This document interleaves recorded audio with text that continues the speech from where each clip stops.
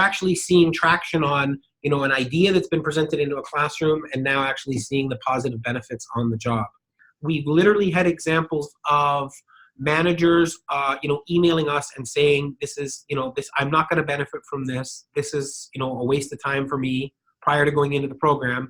And at the end of the program, I've gotten emails back from those exact managers saying, thank God you made me go through the program. This is the best program I've ever taken in my life, and it's changed the way I manage. So all of these are around the development of our people, and then what is it bringing back to the organization? And, you have a great program.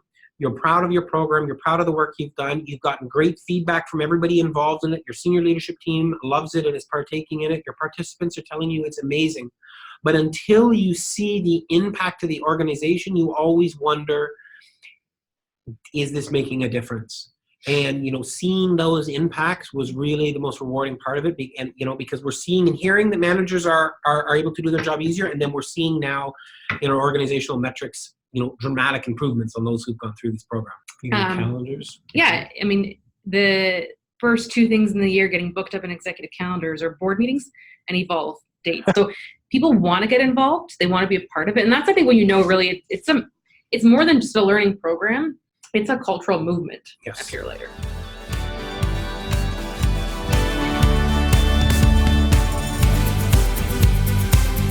So it went from being, an idea on a piece of paper to something that we developed, delivered. It's taken off in such a manner that now the course for 2020 sold out in 3 hours. And when I was filling out elements of the award application, in fact, we identified 5 audiences that are engaged and learning and part of this every year. That is a very different pedagogy than a 4-day workshop where you prepare, people show up and they go away and you hope they do something. So for me, that evolution to the community team and being in community twice prior to delivery of the course, for me was a very critical change in the original design of the curriculum, and it has just gotten stronger each year. I think the biggest struggle we have every year is trying to figure out where we should take the program next.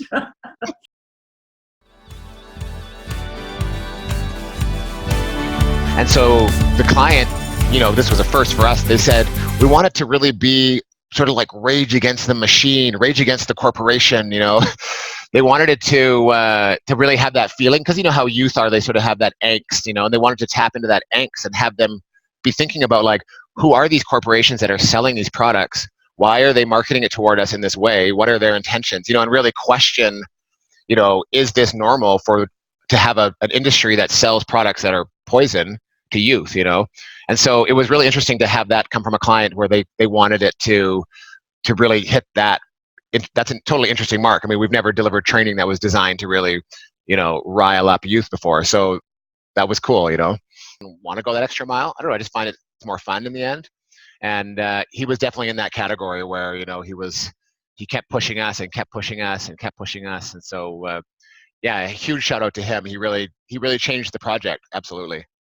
Yeah, I mean, in terms of the new capabilities, I think that, the AOTA compliance and in general accessibility for all clients in all locations, because it's an important thing beyond just meeting the needs of Ontario's laws. But, WCAG is really the overriding thing. And WCAG compliance, now we can do that. We can do that really well, and we can do it for all learners. So that's something that we've adopted that was a real powerful insight out of this.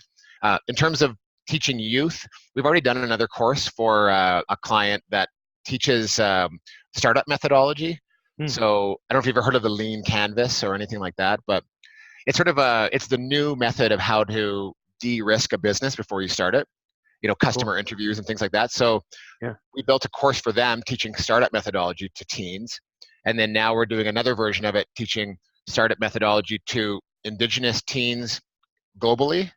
So that's something that we're just getting into now. We're readapting the course. So we've kind of been able to really take this same approach using Respond 5, using teen narrators, using the teen language. And now we're teaching kids how to start businesses in places, especially where they may be disadvantaged. The thing is, like, I feel the same way you do. I'm actually really lit up by the idea of social change, especially through e-learning. So, we're trying to find clients that want to do that because that's how we want to spend our time, and so that's one of the things about applying for this award that's great, is that it does give us a little bit more recognition and maybe visibility in the, like, I don't even know if you would say that there's like a social change e-learning industry, but for people that are out there that are maybe looking to do social change e-learning, like, we want to be the ones that you come to, you know what I mean? Because that's what we want to do with our time, and so that's where we're going now. We're trying to find more social change organizations that want to do cool stuff so that we can build it for them,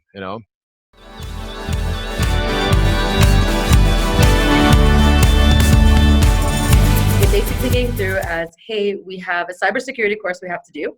It's going to be for the entire organization. And the other thing, they're like, oh, and we want it to be gamified. And we want it to be award-winning. For the 26,000 plus employees of Rogers, it's making sure that we're safe in how we store our data, how the data that we send over to customers, get from customers, with each other, that we share in our teams. Yeah. And that's exactly it, right? So it's a lot. And I think the reason they probably set out with we want gamify is because they know this is something that no one wants to do this. No one wants to sit there and read through stuff. A lot of the stuff is common sense, right? It's already out there. Like, we're all, kind of socially savvy, right? We use our technology. We know what we should and shouldn't do to stay safe. Yeah. And so it's another one of those things where it's like, oh gosh, what are you going to do to me? You're going to make me sit through another course. And the thing is too, is we have to pull, for anybody behind the scenes that works in, let's say, our individual contributors, they can do training whenever, but when we're actually having to take our reps off the phones so that now they're doing training and they're not serving our customers, we need to make sure that it's worth their time, right? And that we're actually going to see that return on investment. So we saw the value, right? And kind of course, but it's nice when you get that recognition, I want to say, just externally, from, I4PL and just, an award like that. I think it's great. And I think what really came out of it, and again, it's kind of, testament to the team, is that everything that they did was really focusing on the learner, right? So that was never lost. As much as everybody had a stake in this and they wanted to do something cool and try something different, at the end of the day, there was always thoughtful questions and kind of looking at, does this make sense for the learner? Are they going to get what they need from this, right? And so that, I think, was really cool to see that. And I think the award application, at least like when we were doing that, allowed me to kind of really reflect on that every time, that everything we were pulling and putting this, I'm like, yeah, like, I remember, because we started off, we thought we might do this, but then when we asked the question, does this make sense for the learner and should we didn't think so. So we went a different direction. And it was almost like at every step, right? And it kind of just allows you to really look and see like how, at the core of everything that we do, even as much as you want to do innovative and cool things, at the core, is this going to be great for my learner?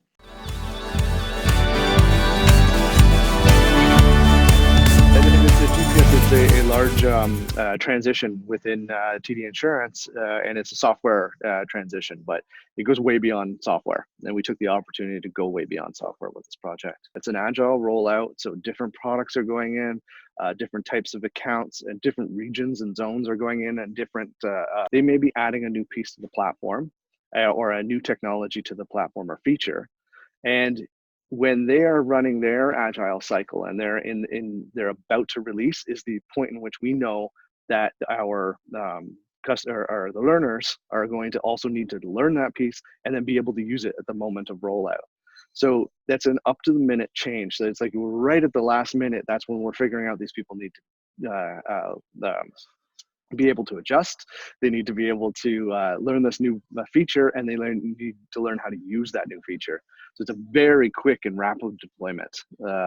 And within the structure, we're working with different groups that have different SLAs. They have different timings for things. We have processes and procedures that in learning, and especially within an enterprise, take a long time to do, steps and phases. We decided to, in that case, support by building a tool that will, one, work from their learning management system, and then create a layer on top of the learning management system that we would have access to the background and be able to update and rapidly deploy content. So now we're controlling the content, and it's not content that's just sitting within the learning management system. So we can modify and make changes super quickly. We can adjust people's learning plans. We can adjust how people are going to get their content, and we can also adjust for things that happen on the fly that we didn't expect. Gravity of the situation is big, right? So yeah. and the gravity of this of change was also very big. So we have precision and then massive amount of change. So there's a lot of moving pieces. There's a lot to think about as we roll ahead. There's the pieces that you can't predict, and there's the pieces that you can predict. The pieces that you can't predict, you just have to know are there. They're just going to exist. We don't know what we don't know, and it's not a we did this and now we move on to our next project. We have maybe about 35 projects in flight currently, all different organizations and different groups, and so when we're applying, we might not have the end. We haven't gotten the end of one milestone yet. We're still applying those learnings to these other projects. So even within TD, we have 2 other very massive rollouts like this, or big changes, right? And using technology to do those changes, we're using some of the same pieces. We're using some of the same ideas to roll those out. And some of those are starting in a month, and some of them have already started and rolled out even before this one's finished. So that's where it gets really interesting. The timeline's not necessarily linear from idea to idea. It's expanding.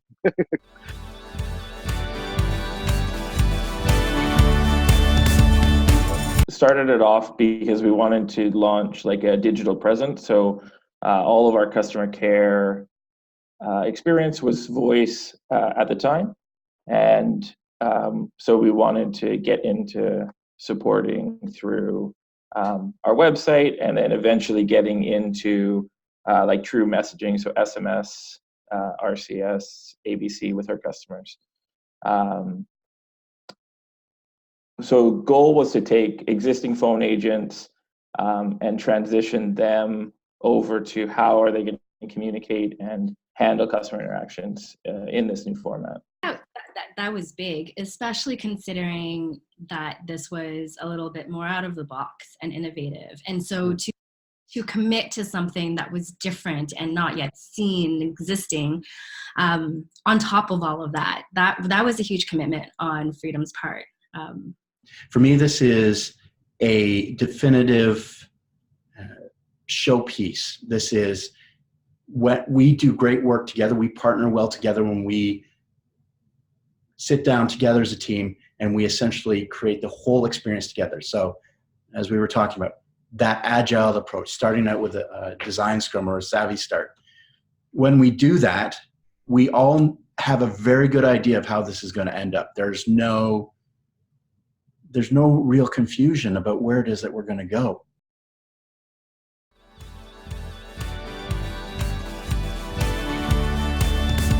And what I've learned is that often in an online program, it's very one-sided. It's like a webinar, the facilitator is pushing out all of this information.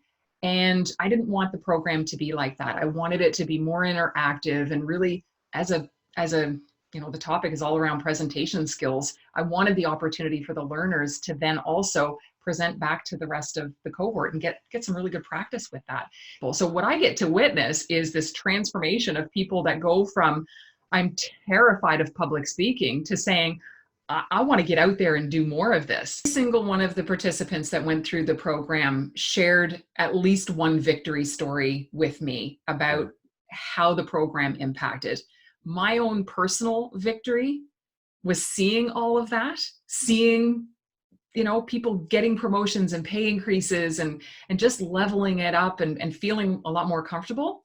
My biggest celebratory moment was when I got the email saying I'd won the Learner Impact Award for this program. That was just like, what? It was fantastic. And I immediately started telling all the people that were in the program, look what happened, look what you helped me do. And that was just so uplifting to be able to share that with them.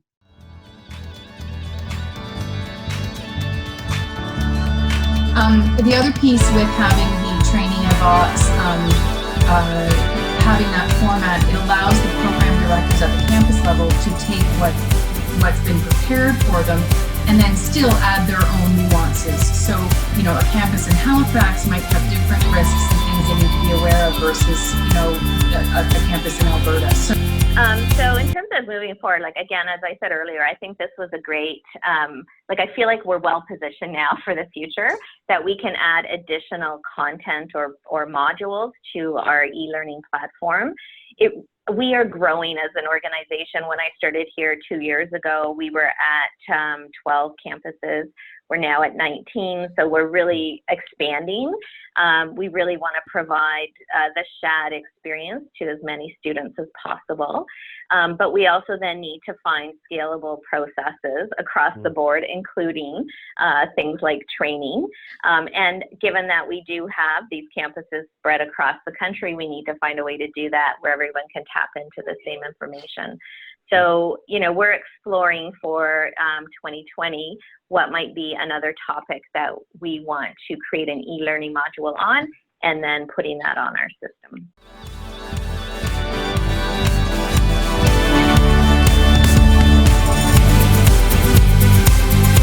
And we came up with initially it was a baker's dozen, right, Kathy? Yes. So 13 kind of content objects. And have a capstone at the end to kind of summarize and really hone in on the best practices for the advisors. So that's how we and in a way it evolved.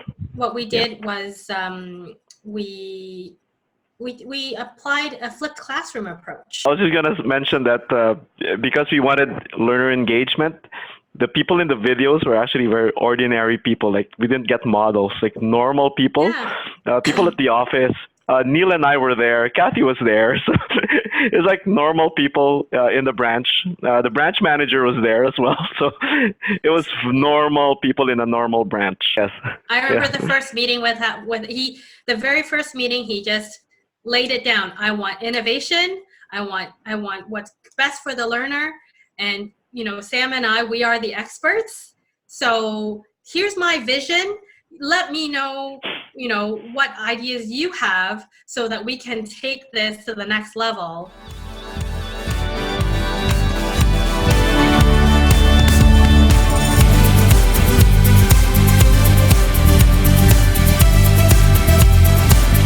Going into this project, there wasn't a consistent learning practice for skilling up our new hires. So each kind of store was doing their own thing, and we had some courses out there. And at the time we were at 30% completion of our courses. So we were not being successful. Our adoption was very low and attrition was really high. So going into this, having to skill up these employees, we knew that about 50%, which is 51% of our employees will leave before the end of the year. Learning solution that was the very first 100% integrated into the knowledge management tool that the business used, like new hire, completely integrated with it. It was the first solution that was completely 100% possible to be consumed mobile and leverage a portal that could be used mobile or in devices, etc. And then the agendas were smart agendas that will basically, depending on the profile of the person accessing it, will adapt the content to the needs of that basically individual in terms of the learning needs. So it was a big challenge, but a big opportunity to just go all out with everything we could to make it completely different, like revolutionize the way we approach learning. It had to be very focused on micro-learning, making short, engaging content with very focused objectives. And then we partnered that with experiential training, mentoring through more experienced representatives in the store, building that sense of community and collaboration at the store level, and just changing their culture through the learning strategy that we came up with as a solution. One of the things that caught us off guard a little bit later in the game was because we were doing mobile really for the first time, the access for dealers we learned was different than it was for our internal employees. And we ended up having to launch the dealer aspect. For the dealer audiences, we didn't have mobile as part of the solution because technically we weren't able to make it work with the combination of technologies that we were using. We were groundbreaking at Rogers. We were the first mobile learning program ever across our 26,000 employees. Yeah, I don't know if Lindsay's mentioned this quote, but she said at the beginning around our adoption rate on our journey within the first 30 days was closer to between 15 to 30% when we started.